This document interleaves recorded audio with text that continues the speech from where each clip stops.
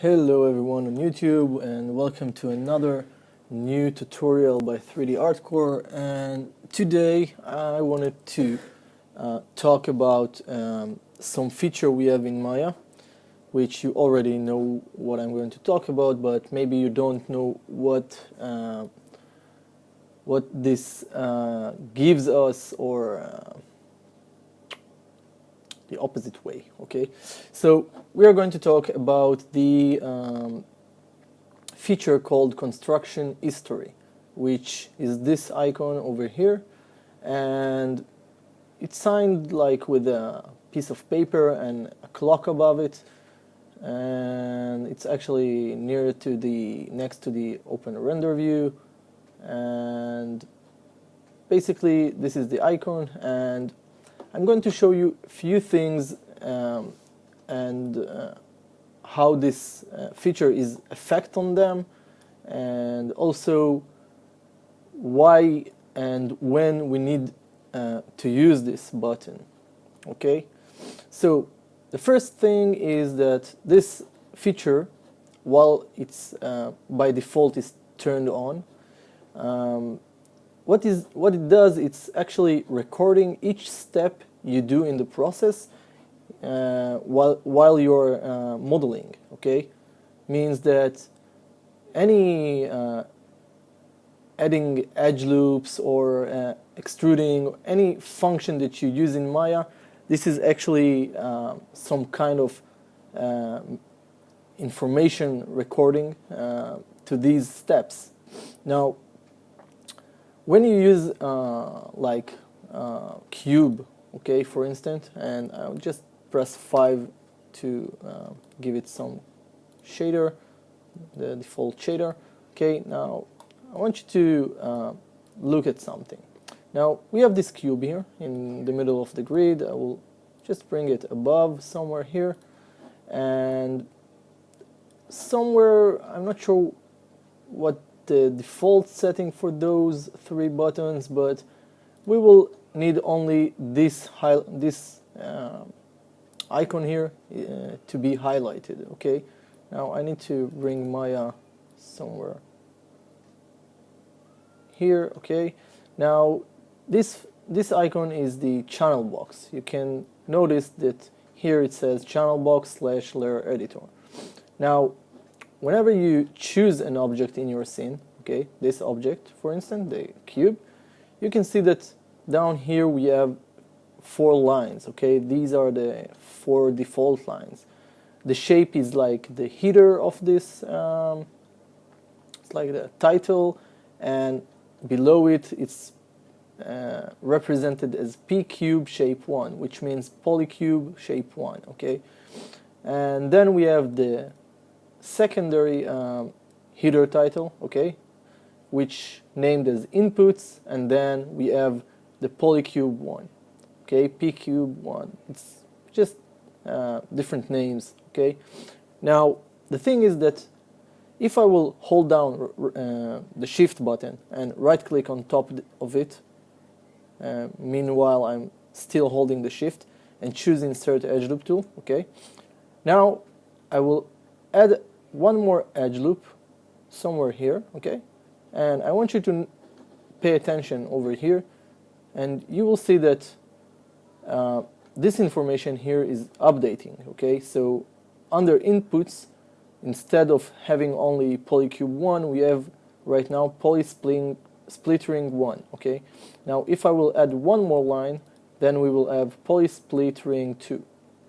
Okay, now if I will right click, choose face, choose this face here, and apply extrude function to it, okay, then this extrude function will be added. Okay, and whatever I will do to this face right now, this information will be stored at the right paths, or whatever you want to name it. Okay, so this is basically it. This is how Maya store this information, and it's always available here if you like to change things. Like, let's say I will undo one of those, okay, undo a few steps.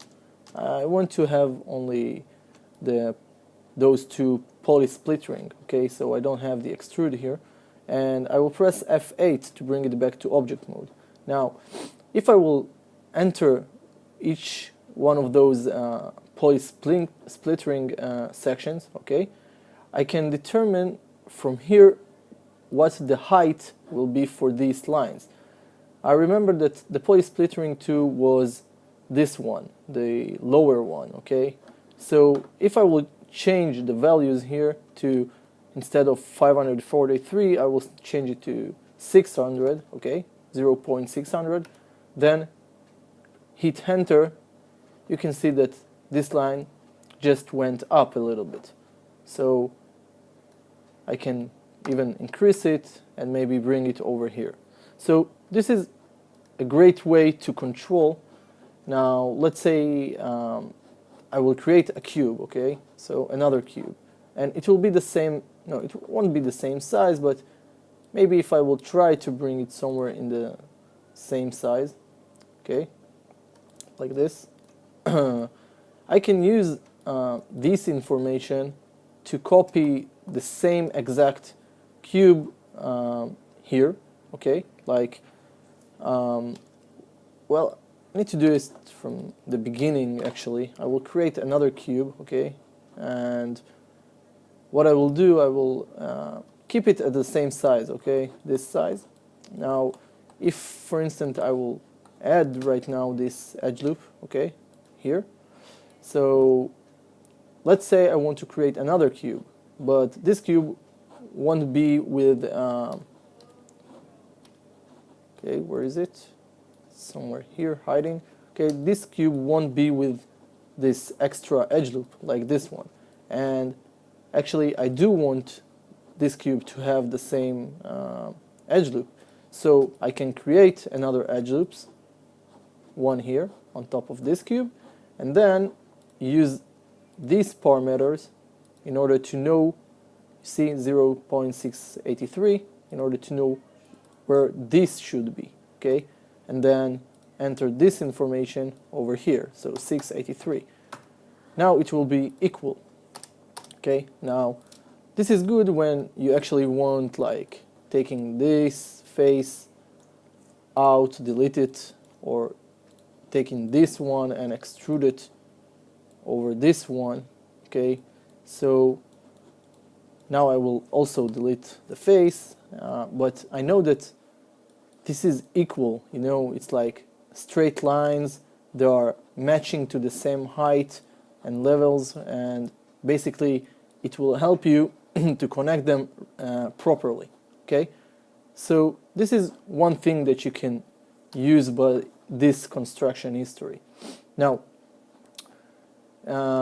whenever you have like very populated scene, or I don't know, you just applied too many objects, and let's say for instance you took this cube and from this cube you shaped a very detailed screen, I don't know, computer screen or TV.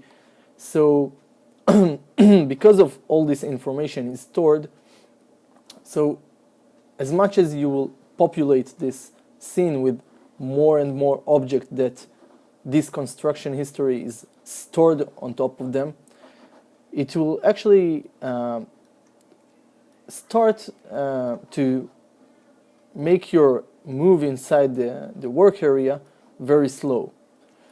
Therefore, whenever you feel like this object is already how it should look like, and there's no way you will modify it or unmodify it, like, you know, would like to do some backward steps, and I don't know, whenever you just feel that this information is not necessary anymore to be stored, okay, it doesn't mean that if you delete it the shape will disappear or something will happen to the shape will stay the same as it is, but the information that is stored here, you actually get rid of it, and that way you're like minimizing the consuming of your RAM memory or your CPU usage. Okay, so in order to do this, what you actually and mostly we frequently do use it is to go over first select the object, okay, and go over edit, delete by type, and history.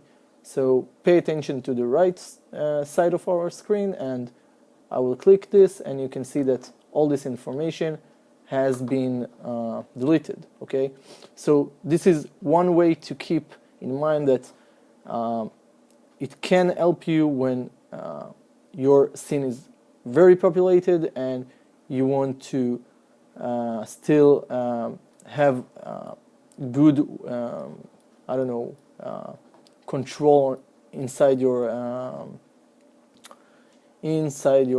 work area. Okay, so this is one thing that you need to remember. Now, another thing about this is, either way, like if you get rid of this information, if I will hit the Control Z buttons right now, I can actually undo this delete history. Okay, so let's say you have like 20 I'm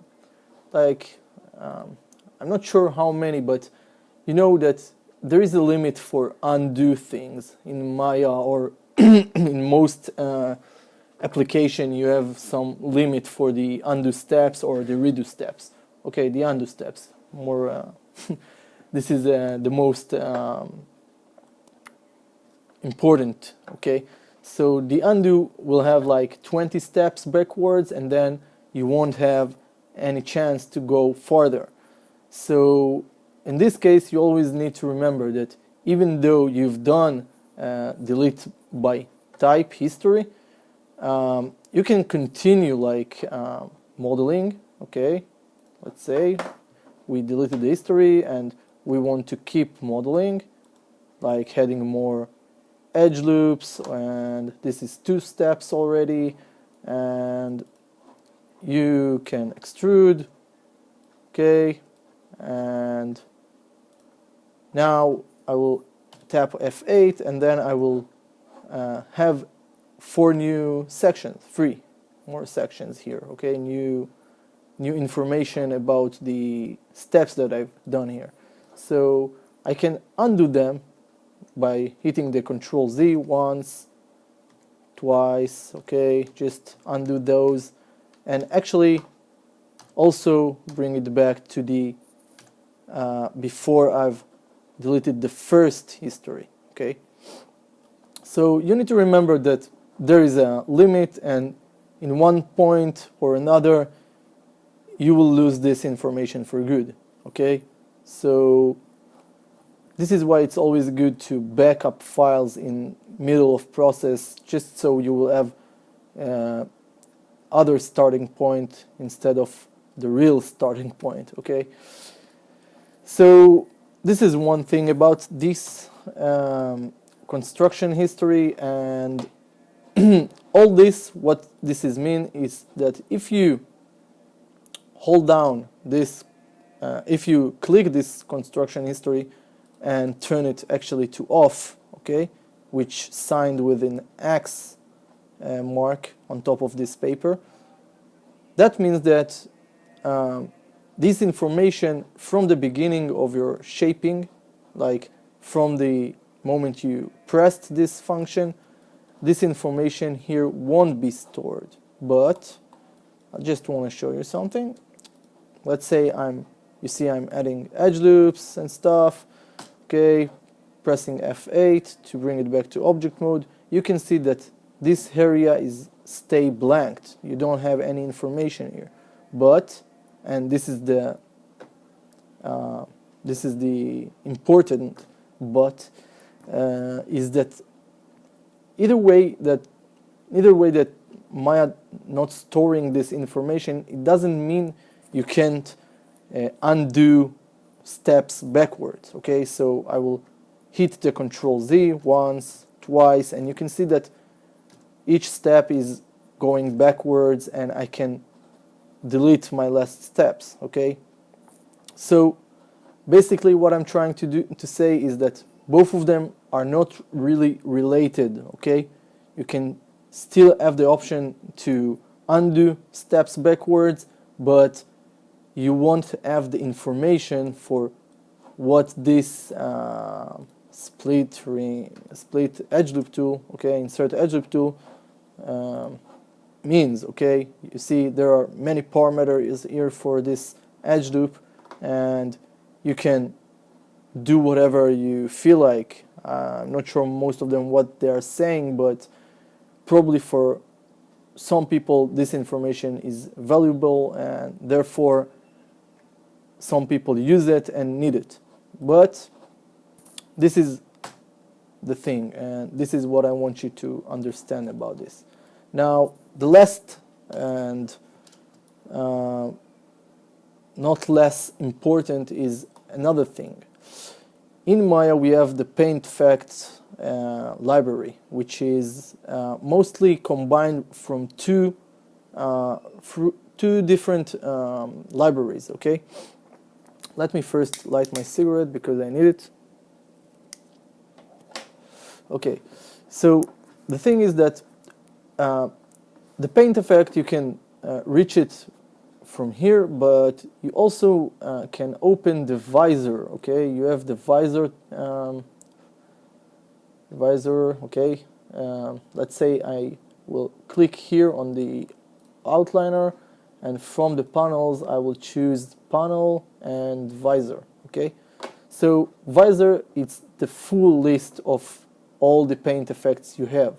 Here is just a bunch of them, but here you can reach all of them. Okay, and they are split into separated categories: animals, airbrush, city mesh, clouds, and so on. Now, in some of them we have two sections: those who are not animated and those who are animated. Okay, they're actually a moving object. Okay, I will give you the simple one, which is on the grass section. We have grasses. Okay, grasses. So I will just expand a little bit this window and zoom in with the mouse wheel. You can see that here we have grass, wind, narrow, or something like this. I'm not sure what is it. Yeah, the narrow, grass, wind, narrow. So the wind should tell you that this grass is actually animated grass. Okay, now if I will paint a grass on top of my grid here, okay, like this, okay, draw a grass by choosing it first, right, and add about 200 frames over here, hit enter, and I will zoom in just a bit. By the way, I will switch to the selection tool because I don't want to paint more of those right now. So I will focus on this grass and hit the play button. And you can see that the grass is just a little bit moving. Okay, so this is animated grass, and one of the things about it is that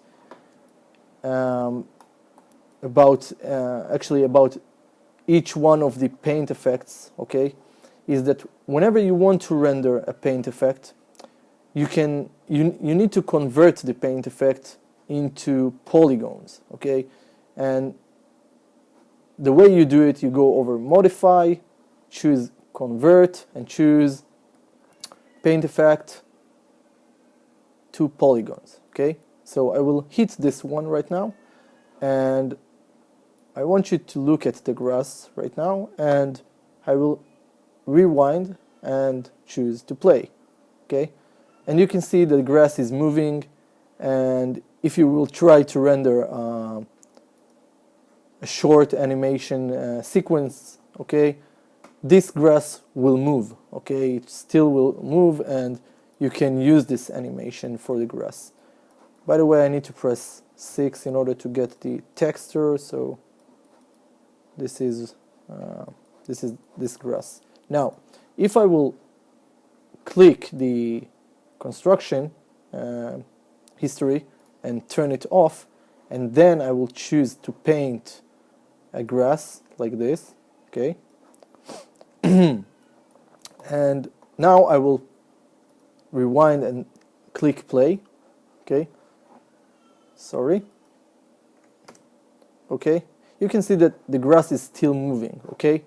But if I will go over modify and convert this path of grass into polygons, paint effect polygons, then what will happen is that this grass won't move, you see? This grass is moving, but this one is not. Therefore, if you do intend to